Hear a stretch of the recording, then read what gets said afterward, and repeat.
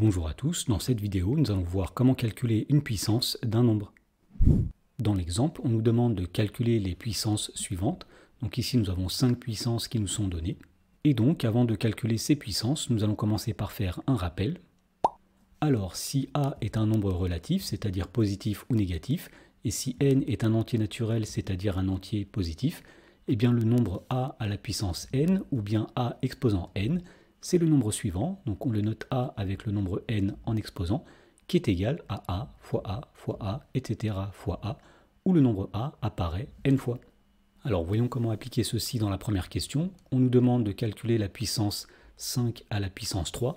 Donc d'après la définition que nous avons rappelée, 5 puissance 3, c'est tout simplement 5 multiplié par 5 multiplié par 5. Et ici, le nombre 5 apparaît 3 fois, puisque l'exposant est 3. À partir de là, pour terminer le calcul, il suffit d'effectuer ces produits.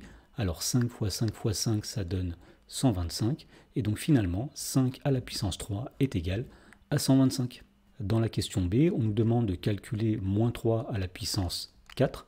Donc d'après la définition, moins 3 puissance 4, c'est tout simplement moins 3 multiplié par moins 3, multiplié par moins 3, multiplié par moins 3. Donc ici, le nombre moins 3 apparaît 4 fois puisque l'exposant est 4. Et donc pour terminer le calcul, il suffit tout simplement d'effectuer ces produits. Alors tout d'abord, nous avons un nombre négatif fois un nombre négatif, ça va donner un nombre positif. Ce nombre positif va être multiplié par un nombre négatif, cela va donner un nombre négatif. Et enfin, ce nombre négatif va être multiplié par un nombre négatif, ce qui va donner un nombre positif à la fin. Donc on sait déjà que le résultat sera un nombre positif. Ensuite, il suffit tout simplement de multiplier tous les nombres sans leur signe pour obtenir le résultat, c'est-à-dire que nous allons faire 3 fois 3 fois 3 fois 3. Alors 3 multiplié par 3, 9, multiplié par 3, 27, multiplié par 3, ça donne 81. Et donc puisqu'on a dit que le résultat était un nombre positif, on en déduit que moins 3 à la puissance 4 est égal à 81.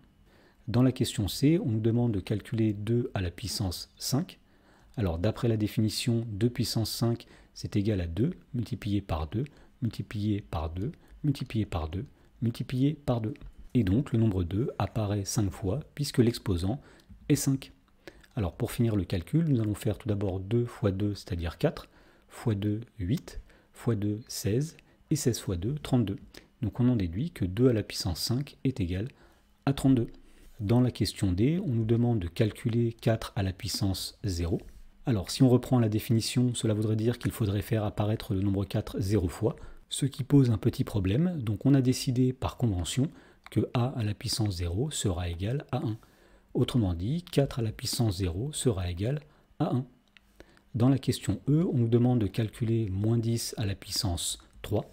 Alors ici, il faut faire attention, l'exposant 3 ne porte que sur le nombre 10, il ne porte pas sur le moins, sinon on aurait mis des parenthèses pour que ce soit le cas. Donc ici, puisque l'exposant ne porte que sur le nombre 10, on va calculer 10 à la puissance 3, c'est-à-dire 10 multiplié par 10 multiplié par 10, et nous allons laisser le moins devant, comme ceci. Ensuite, on va dire que 10 fois 10, c'est 100, multiplié par 10, ça donne 1000, et avec le moins devant, nous avons moins 1000. Autrement dit, moins 10 à la puissance 3 est égal à moins 1000.